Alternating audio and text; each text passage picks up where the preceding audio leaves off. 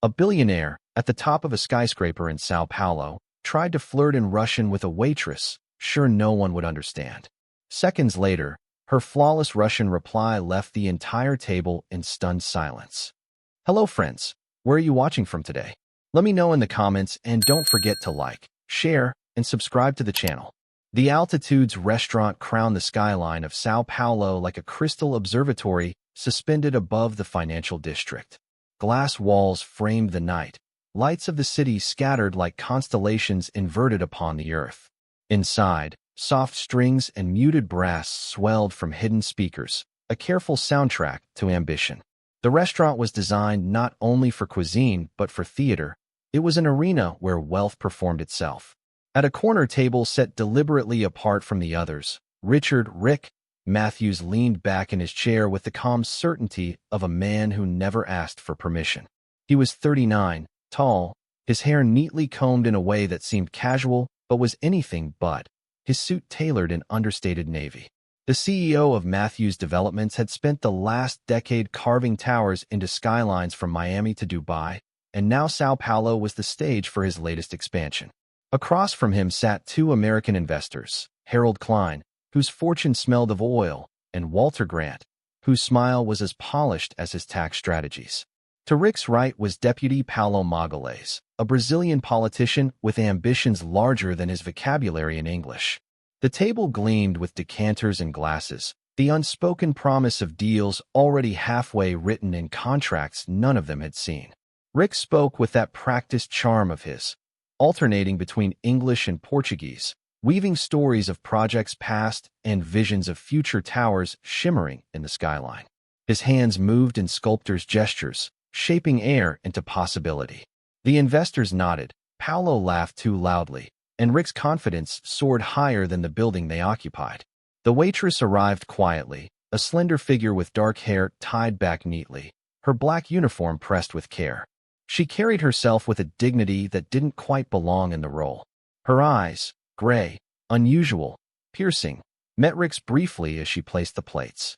There was a calm refusal in them, an autonomy he couldn't name but immediately felt. Obrigado, said Rick with smooth formality, and then, after the wine had been poured, he let the silence breathe for effect.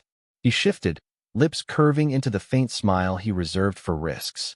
Then, as though to amuse his companions, he leaned toward the waitress and said, in accented Russian, "Tai oken krasavaya." The words left his mouth like chips of ice, a language borrowed, intended as playful conquest. He was certain no one at the table understood. The investors chuckled without comprehension. Paulo pretended to.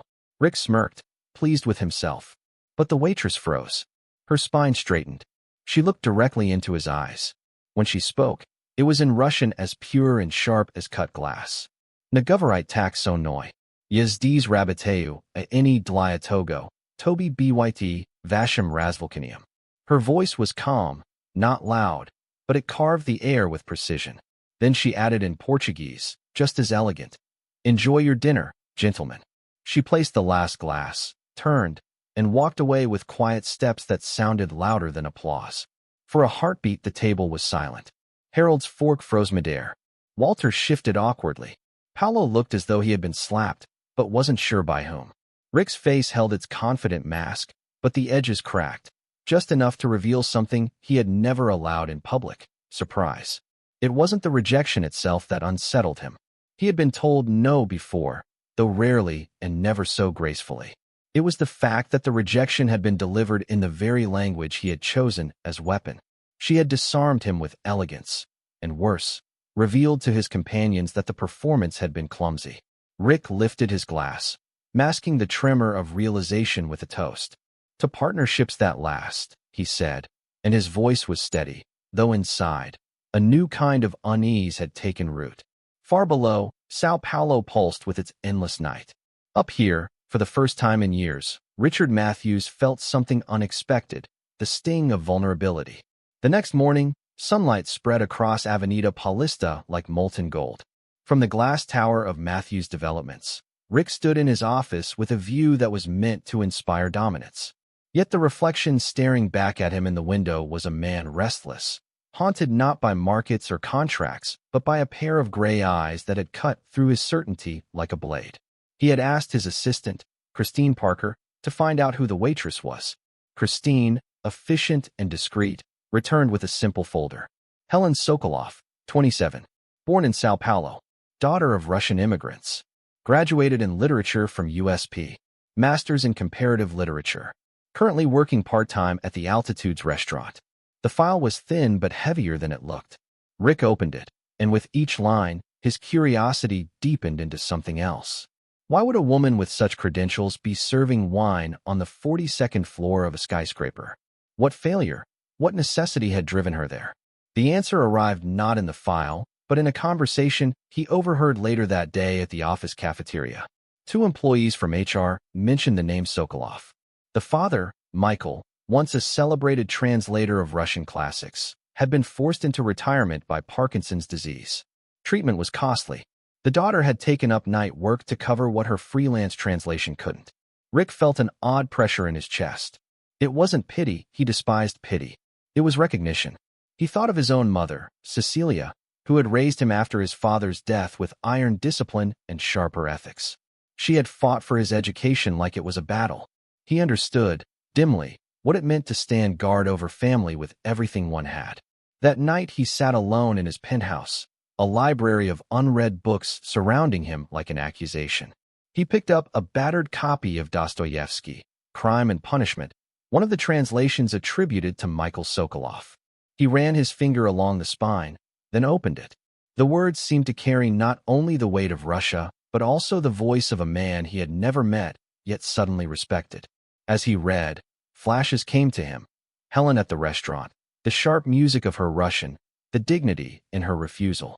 He realized the shame wasn't in being rejected, but in how shallow his attempt had been.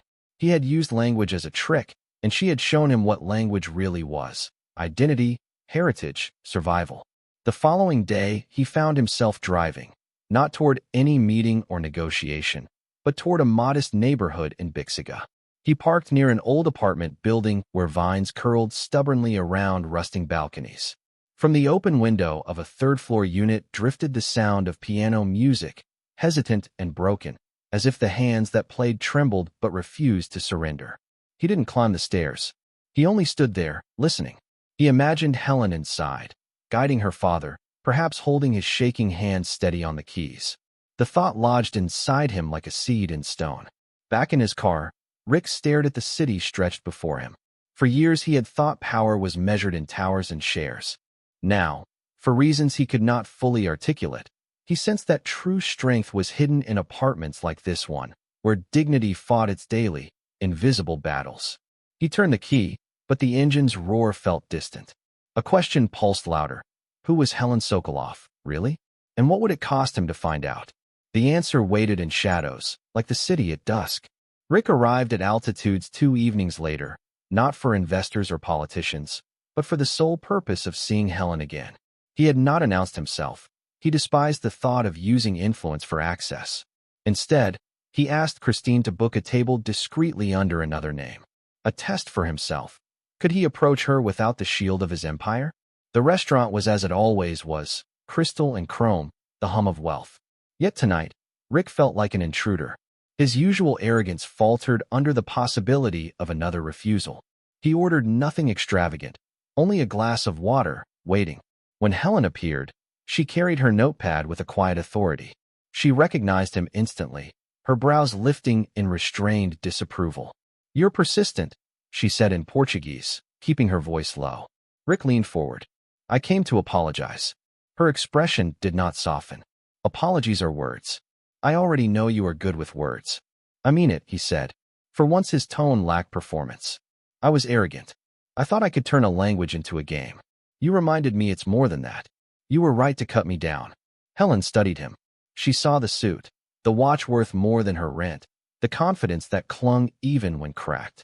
She also saw, beneath the polished surface, a man unaccustomed to humility and struggling to wear it. "You think an apology is enough?" she asked. "No," he admitted. "But it's a start." She scribbled his order, but instead of leaving, she said, "My father used to say apologies are like translations. Some are faithful but clumsy, others elegant but false. Only a few managed both. Rick tilted his head, hearing not only her words but the weight of her father behind them. "I'd like to learn how to make mine both," he said quietly. Helen almost smiled, but held it back. "If you want to prove you're serious, meet me at the Museu de Língua Portuguesa. Saturday, 10 in the morning." Rick's surprise flickered. "The museum? Language lives there," she replied. "Not in skyscrapers. If you want me to believe you care about more than yourself, show me." She placed the bill on his table, though he had barely touched anything. "If you don't come, I'll assume you were just playing another game." She turned, leaving him staring after her. Rick exhaled, the challenge echoing louder than any negotiation he had faced. He had closed billion-dollar deals across continents. Yet the thought of meeting her at a museum felt like the most daunting appointment of his life. As she disappeared into the kitchen, Rick realized something unsettling. He wasn't in control anymore. For the first time, he was the one invited to prove himself, or to vanish. And Helen had made it clear, there would be no second chances. Saturday arrived with skies washed clean by rain. The Museu de Língua Portuguesa stood proud beside Estacio de Luz, its restored facade a reminder that history could be broken and rebuilt. Rick arrived 10 minutes early, uncharacteristically nervous. He wore no tie, hoping to soften the impression of the executive. Helen appeared precisely at 10. She wore a simple dress, gray like her eyes, a tote bag slung over her shoulder, strands of hair escaping her bun. She walked with a steady purpose that made Rick feel like a guest in her world. "You came," she said, almost surprised. "I said I would," he answered. Inside, the museum unfolded like a cathedral of words. Digital installations flickered with fragments of poems, interactive walls pulsed with dialects and slang, recordings of voices floated through the air. For Helen, it was sacred ground. For Rick, it was unfamiliar terrain. They stopped before a projection of Crime and Punishment. Rick recognized the lines from the copy he had read days earlier. "Raskolnikov," he murmured, almost reverent. "You've read it?" Helen asked, skeptical. "I tried," he confessed. "It's not easy. But your father's translation, it pulled me in. It felt alive." Helen's expression softened for the first time. Most people don't even notice the translator. They think books arrive in their own language as if by magic. My father poured his life into those words, but few remember his name. Rick turned to her. "I'll remember it." The sincerity startled her. She searched his face for irony and found none. They moved on, passing exhibits of indigenous languages, the fusion of Portuguese with African tongues, the living evolution of slang. Helen spoke with passion, her voice alive with examples and anecdotes. Rick listened, not with the impatience of a man waiting for his turn to speak, but with genuine attention. At one point, she stopped beside an installation that displayed words morphing into others. "Language," she said, "is power. It builds empires and topples them. You of all people should know that." Rick considered this. "I've always thought power came from money. Or control. And how has that worked for you?" she asked, tilting her head. He chuckled softly. "Until last week, perfectly. Then you spoke to me in Russian, and suddenly the world felt different." Helen's lips curved. Not quite a smile, but something close. "Maybe you're learning." They walked further, reaching an alcove where Akhmatova's verses scrolled across a glowing wall. Helen read aloud in Russian, her voice low, melodic, mournful. Rick felt the words, even if he didn't understand them, their rhythm striking something in him that had nothing to do with profit or strategy. "What does it mean?" he asked. "She wrote of dignity in the face of oppression," Helen explained. "Of women silenced, yet refusing to disappear." Rick absorbed this, the image colliding with the women he knew from his world, decorated socialites, partners and mergers. None had spoken like this. None had held his attention without trying. They lingered until afternoon. When they finally stepped outside, the city stretched before them, sunlight breaking through clouds. For the first time in years, Rick felt small and oddly liberated by it. Helen turned to him. "You're different today." "I'm listening," he said simply. She studied him, then nodded once. "Good. Because if you stop listening, we're finished before we begin." Her words were neither invitation nor rejection. They were a condition. Rick recognized the weight of it, heavier than any contract. And to his own astonishment, he welcomed it. The day had not gone as he expected. He had imagined impressing her with charm, perhaps grand gestures. Instead, she had led, and he had followed. And somehow, that had felt more honest than anything in his life so far. Above them, Sao Paulo's skyline glittered, not as trophies, but as questions yet unanswered. The Matthews family estate in Murumbai stood like an echo of another age. Manicured gardens, high stone walls, and a villa that whispered both prestige and isolation. Rick had not invited anyone to dinner here in years. Business was usually conducted in penthouses or boardrooms. Tonight was different. Cecilia Matthews, his mother, was already waiting in the dining hall when he arrived with Helen. At 63, she carried herself with the elegance of a woman who had been both advocate and matriarch, her silver hair cut short, her eyes as sharp as ever. She had always been his compass, though their relationship was defined as much by battles as by loyalty. "Richard," she said with her lawyer's precision, "you finally bring someone worth meeting." Helen, surprised by the bluntness, extended her hand. "It's an honor, Mrs. Matthews." "Cecilia," she corrected. "Titles are for courtrooms. Sit, both of you." Dinner unfolded with cautious grace. Cecilia asked questions, not superficial but piercing, about Helen's studies, her translations, her views on Russian poetry. Helen answered with calm clarity, her intellect glowing without ostentation. Rick watched the exchange, realizing with a jolt that his mother and Helen shared something rare, a refusal to be dazzled by power. He had spent his adult life bending rooms to his will, but here, across the table, were two women entirely immune. At one point Cecilia turned to her son. "Do you know Akhmatova, Richard?" "I know the name," he admitted. Helen's eyes glimmered. Anna Akhmatova was more than a poet. She was a witness. She gave voice to the voiceless under Stalin. "My father used to say she wrote with courage sharper than steel." Cecilia smiled faintly. "Courage and dignity. Two things Richard is still learning." Rick chuckled, half embarrassed, half humbled. "I suppose I deserve that." After dinner, Cecilia led Helen to her private study. On a shelf, she pulled down a box wrapped in linen. Inside lay a collection of rare editions, among them, a thin volume of Akhmatova's poems in Russian and Portuguese. "These were given to me by a client long ago," Cecilia said. "I kept them because they reminded me of battles fought with words rather than contracts. I think they belong with someone who can hear them." Helen touched the book as though it were alive. "I can't accept this," she whispered. "You can," Cecilia insisted. "And you must. Sometimes symbols matter more than wealth." Rick watched silently as Helen accepted the gift. He felt something shift, an alliance forming not just between him and Helen, but between Helen and his mother. That bond felt more solid than any contract he had ever signed. Later, as he drove Helen back to Bixiga, the city lights flickering on the windshield, she broke the silence. "Your mother respects you, but she doesn't worship you. That's rare." "She's the only person I've never been able to outmaneuver," Rick admitted. "Good," Helen said. "Because the people who can't be outmaneuvered are the ones who save us from ourselves." Rick tightened his grip on the wheel. He knew she wasn't just talking about Cecilia. She was talking about herself. And strangely, he welcomed that. Weeks passed, and the rhythm of their meetings grew steadier. Rick found himself stealing hours from his empire to walk with Helen through bookstores, libraries, and the quieter corners of the city. He had never known intimacy to be built on silence as much as words, but Helen's presence made stillness meaningful. One evening, as they sat in a modest cafe near the university, Helen grew quiet. Her fingers traced the rim of her cup. "There's something you should know," she said at last. Rick leaned forward. "Tell me." "My career at the university, it didn't end because of lack of talent or choice. It ended because I was forced out." Rick's jaw tightened. "Forced out how?" "My thesis advisor," she said carefully, "was a man admired in the department. Respected publicly, feared privately.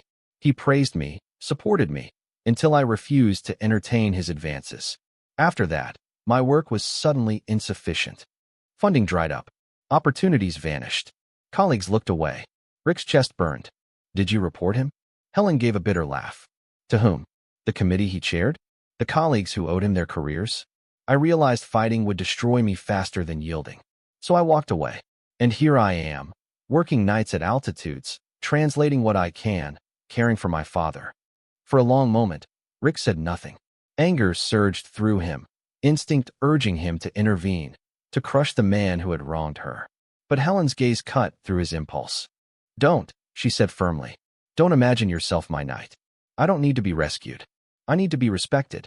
That's all. Rick inhaled slowly, suppressing the old reflex to fix, to dominate. He met her eyes. Then I will respect you. And I will listen. Helen searched his face for signs of performative sympathy, but found only sincerity. Her shoulders eased. Do you know what hurt most? She whispered. Not his betrayal, but the silence of those who could have spoken. People I admired chose convenience over courage. My father taught me that dignity is not negotiable, yet I saw how easily others negotiated it away. Rick reached across the table, not touching her hand, but placing his palm flat against the wood between them, a gesture of presence without intrusion. I won't be silent, he said. Not with you. Helen studied the space between their hands, then met his eyes. Words are easy. Time will tell. They left the cafe and walked through the city, the night alive with neon and traffic. Rick felt the weight of her story settle into him, not as burden, but as compass. He realized that for the first time in years, his power was useless. The only thing that mattered was the humility to listen. When he dropped her at her building, Helen paused before stepping out. There's something my father used to say, she murmured. Power without dignity destroys. Dignity without power survives. But when the two walk together, then you can change the world. Rick watched her disappear into the stairwell, her words echoing like prophecy. He sat in the car long after, the engine off, the city roaring around him. For the first time, he wondered if he was capable of becoming a man worthy of such a vision. The press conference was supposed to be routine. Matthew's Developments had just completed another high-rise project downtown, and journalists were gathered in the gleaming atrium of the corporate tower. Banners displayed the company logo beside glossy renderings of glass facades shimmering against Sao Paulo's skyline. Rick stood behind the podium, impeccably dressed, his usual arsenal of numbers and projections at hand. Christine had prepared the talking points: growth metrics, sustainable initiatives, profit forecasts. Frank Dawson, the CFO, waited in the wings with his spreadsheets, ready to field technical questions. Everything was staged for another performance of control. But as the cameras flashed, Rick felt something different rising inside him. He had rehearsed these lines dozens of times. Yet the memory of Helen's voice, "If you stop listening, we're finished before we begin," beat louder than any cue card.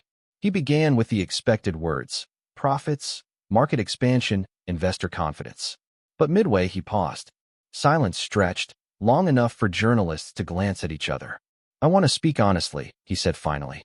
His voice was steadier than he expected. "For years, I have lived by numbers. Buildings measured in meters, profits in millions, deals in percentages.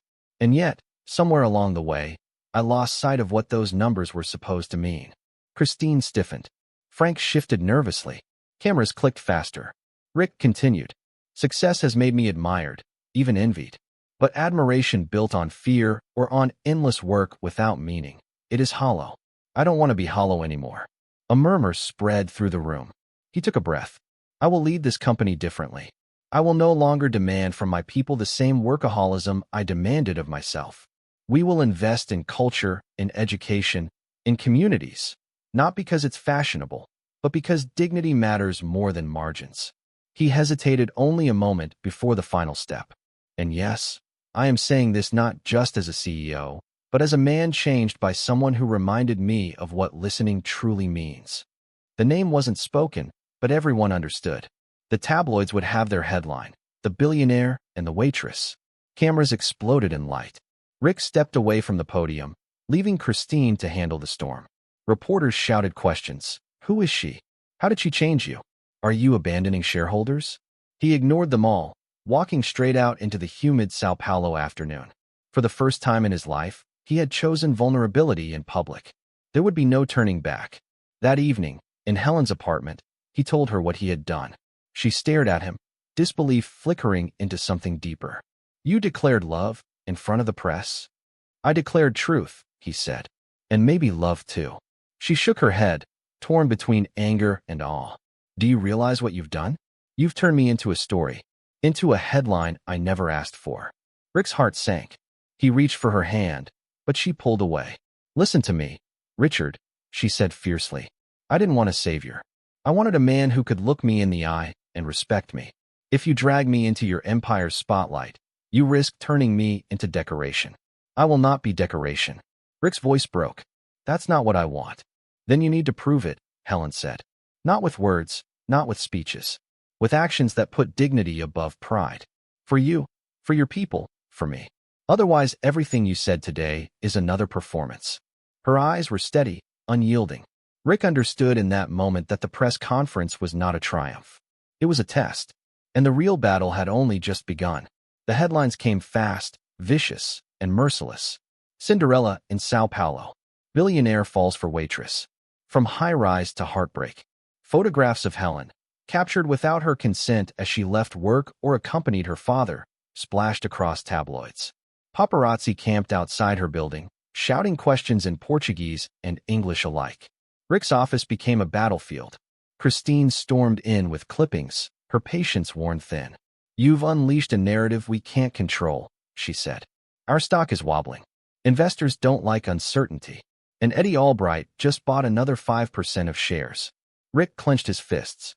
Eddie, his rival, always circling, always waiting, had struck the moment weakness appeared. Frank Dawson added grimly. Albright's holdings are up to nearly 20%.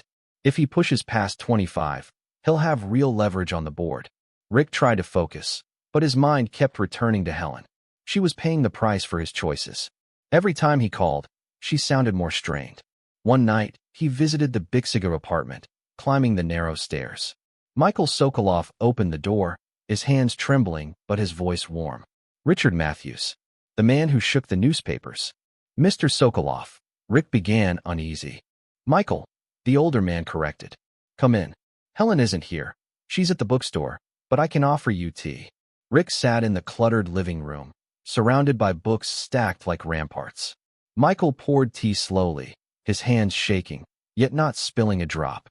His control was fragile but deliberate, like dignity clung to muscle by muscle. You care for my daughter, Michael said simply. Yes, Rick admitted. Then understand this. She is not a prize. She is not a symbol. She is a voice, and she will not forgive you if you silence her beneath your wealth. Rick bowed his head. I don't want to silence her. I want to learn from her. Michael smiled faintly, eyes gleaming with both pain and pride. Good. Then learn this as well. Power is noise. Dignity is silence that cannot be ignored. If you forget that, you'll lose her. And perhaps yourself. Helen returned later that evening, weary from the endless stares at the bookstore.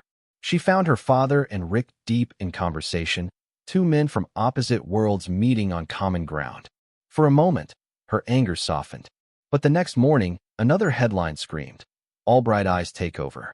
Shares dropped again. Rick's board called for an emergency meeting. Pressure mounted like storm clouds. For the first time, Rick wondered if his transformation, his attempt at transparency, dignity, love, was the very weapon Eddie would use to destroy him. In the quiet before dawn, Rick stood at his penthouse window, the city sprawling endlessly below. He thought of Helen's words, prove it with actions. He thought of Michael's warning, power is noise. Dignity is silence that cannot be ignored. The weight of both pressed against him. Somewhere between them lay the path forward. And he knew, with a clarity that frightened him, that the coming weeks would decide not only his empire, but the very core of who he was becoming. The colonial house in Parody was a refuge untouched by time.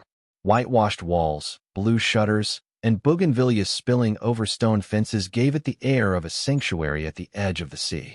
Rick had bought the place years ago as an escape for board meetings that never truly escaped anything. Now, for the first time, it was filled with silence not meant for strategy, but for breath. Helen walked the tiled floors barefoot, notebook in hand. She had begun to write again, at first cautiously, then with growing fervor. The house smelled of salt air and old wood, her words layering over the sound of waves. Here, away from Sao Paulo's paparazzi and boardrooms, she felt free enough to create. Rick joined her sometimes, watching as she filled page after page. He didn't interrupt, didn't try to interpret. He simply sat near the window, learning that love could mean presence without intrusion. For the first time since childhood, he felt peace. One afternoon, Helen looked up from her notebook. You're quieter here. Quieter, he repeated. Less like a CEO, more like a man who finally stopped running. Rick exhaled. Maybe that's what I want. To stop running. Helen studied him, then returned to her writing. Then you should learn how to stand still, even when the storm returns. The storm returned sooner than either expected. News reached them through Christine. Eddie Albright had pushed his stake in Matthews Developments to 25%. The threshold was breached. The rival now held enough power to demand seats at the board. Rick received the call at dawn, standing barefoot on the veranda as seagulls wheeled overhead. Christine's voice was clipped, controlled, but the urgency was unmistakable. He's coming for you, Rick. If you don't fight back, he'll dictate the company's future. Rick hung up, staring out at the Atlantic. The sea was endless, but the horizon suddenly felt like a wall closing in. Helen found him there, phone still in hand. What happened? Albright crossed 25%, he said flatly. It's war now. Her eyes searched his face. So you'll go back? I have to, Rick admitted. If I don't, everything I've tried to change will be destroyed before it begins. Helen touched his arm gently. Then promise me one thing. Don't fight him by becoming the man you used to be. Don't let anger and control consume you again. Rick nodded slowly, though fear gnawed at him. Could he fight Albright without reverting to the ruthless tactics that had built his empire? Could dignity survive in a battlefield of numbers and greed? That night, Helen sat at her desk, writing with urgency. Words spilled out, about language, about silence, about power misused and dignity reclaimed.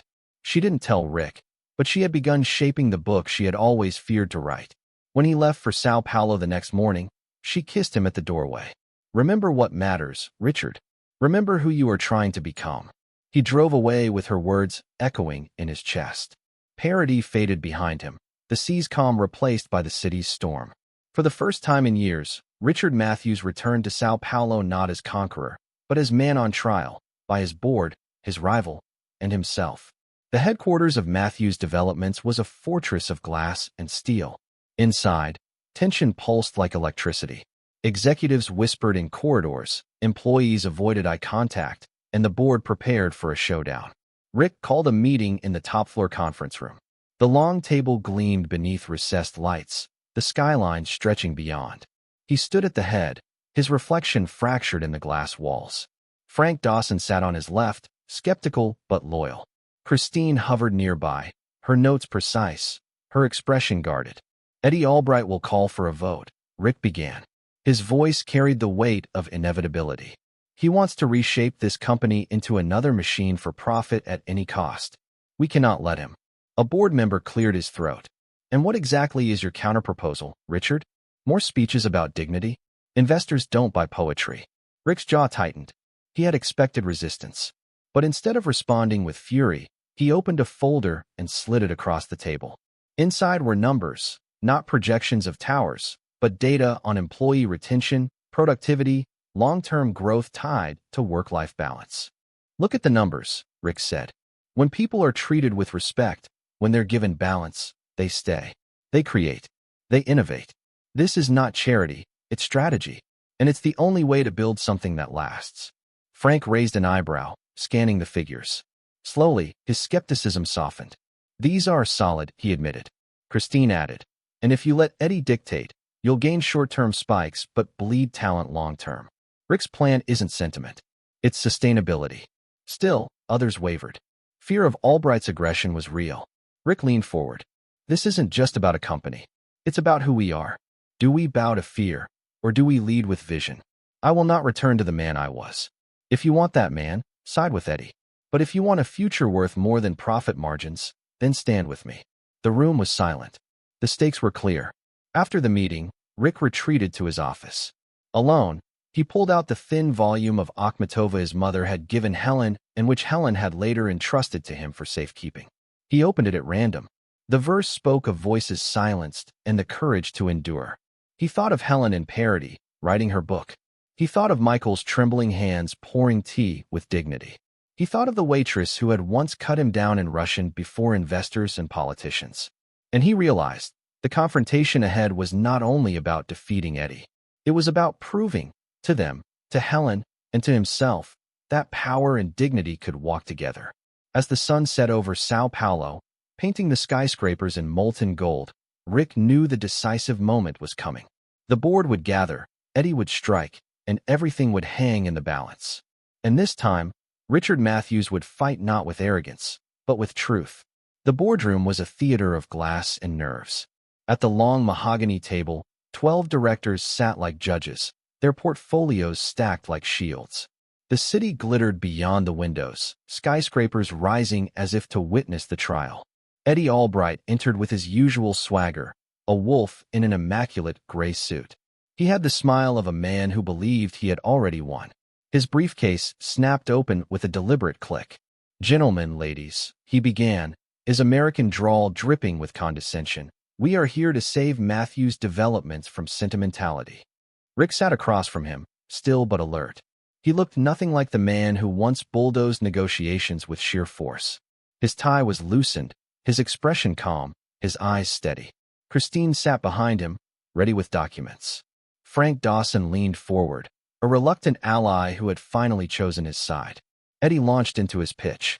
"You've all seen the numbers. Our stock dips every time Richard indulges his romantic adventures. Investors are nervous. Employees are restless. We need decisive leadership. We need profit." He slammed a chart onto the table. Stock volatility, headlines screaming scandal. The directors shifted uneasily. Rick rose slowly. He didn't raise his voice. He didn't need to. "Eddie is right about one thing. Our company is at a crossroads. But profit without purpose is quicksand. You build towers on it, and they sink. I will not lead us into that trap." He opened his folder, revealing documents Christine had prepared. Charts, figures, projections, but different ones from Eddie's. They showed long-term growth tied to employee well-being, cultural partnerships, community investments. They showed that stability came not from fear, but from trust. "I propose something new," Rick said. "The Michael Sokoloff Foundation. It will fund translations, libraries, and access to literature across Brazil. And more. I propose employee stock participation so that this company belongs to those who build it. And I propose policies of balance, because people who have lives worth living will build better towers than slaves ever could." The room buzzed. Eddie's smirk faltered. "This is madness," Eddie barked. "You'll bleed money." Rick shook his head. "No, we'll bleed greed. And in return, we'll gain loyalty, creativity, resilience. This isn't philanthropy, it's survival. The world is changing. Companies that cling to fear will collapse. Companies that lead with vision will endure." He paused, letting the silence work. Then, softer, "I know because I was once the man Eddie is now. Ruthless, hollow, and I nearly destroyed myself. I won't drag this company into the same emptiness." The directors murmured. Some frowned, others nodded. Frank spoke at last. "I've reviewed these numbers. They hold. Rick's proposal is not idealistic, it's practical." The vote came. Hands rose slowly, one after another. For a moment, the count hung precariously, 6 for Eddie, 5 for Rick. The final director hesitated, glancing between the two men. Then, with a sigh, she raised her hand for Rick. 7-5. Narrow but enough. Eddie's jaw tightened. He gathered his papers with sharp, angry movements. "This isn't over," he hissed at Rick. "You've made a spectacle of yourself. The market will punish you. And when it does, I'll be waiting." Rick met his gaze without flinching. "Then wait, because I'm not afraid anymore." Eddie stormed out, his footsteps echoing through the corridor. Rick remained standing, the adrenaline coursing through him, but beneath it all, a calm certainty. He had not won with brute force. He had won with vision, with dignity. For the first time, victory felt clean. Yet he knew Eddie was right about one thing. This was not the end. It was only the beginning of a longer war. The Biblioteca Mario da Andrade glowed that evening with light and life. Its Art Deco facade welcomed crowds of readers, students, journalists, and employees of Matthews Developments. Inside, the grand hall was transformed. Banners announced the inauguration of the Michael Sokoloff Foundation, tables displayed newly printed books, and a stage was set for the launch of Helen's debut work. Rick stood in the back for a moment, letting the sight wash over him. It was not another skyscraper unveiling, not another investor gala. It was something quieter, deeper. Rows of children waited with bright eyes for free copies of books. Employees mingled with translators, professors, and librarians.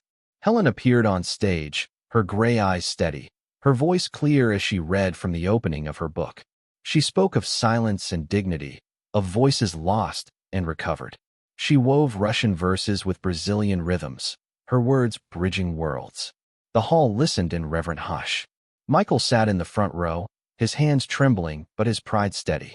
When his daughter's voice filled the hall, tears slipped down his cheeks. After the reading, applause thundered. Helen bowed, her gaze sweeping the crowd before landing on Rick at the back. She smiled, not the guarded smile of their early encounters, but something open, real. Later, amid the celebration, Rick approached her.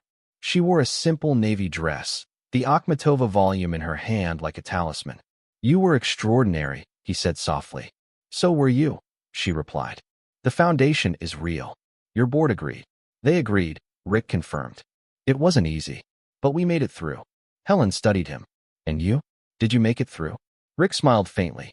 "I think I did, but only because you kept reminding me who I could be." From his pocket, he drew a small velvet box. He opened it to reveal a sapphire ring, simple, old, elegant. "It belonged to my grandmother," he said. "She wore it not as wealth, but as legacy. I want you to wear it, not as proof of ownership, but as a promise that we'll walk forward together, equal." Helen's breath caught. She looked at the ring, then at him. Her eyes glistened. "Yes," she whispered. "On one condition. Anything. That you never stop listening." Rick nodded, slipping the ring onto her finger. Applause erupted around them as Michael rose, frail but beaming. He raised his cane in salute. The crowd cheered louder, not for the company, not for the empire, but for the dignity restored in both love and work. As the night deepened, Rick and Helen stood side by side at the library steps. The city stretched before them, its towers glittering not as trophies, but as questions yet to be answered. Behind them, the foundation began its work. Before them, life waited, uncertain, imperfect, alive. And together, they stepped forward, no longer bound by power alone, but by the quiet strength of dignity shared. If you made it this far, leave us a comment telling us where you're watching from today and what you thought of the story. If you can, share this video with your friends and family, and don't forget to subscribe to the channel and hit the notification bell to receive new videos. A big hug, and see you tomorrow.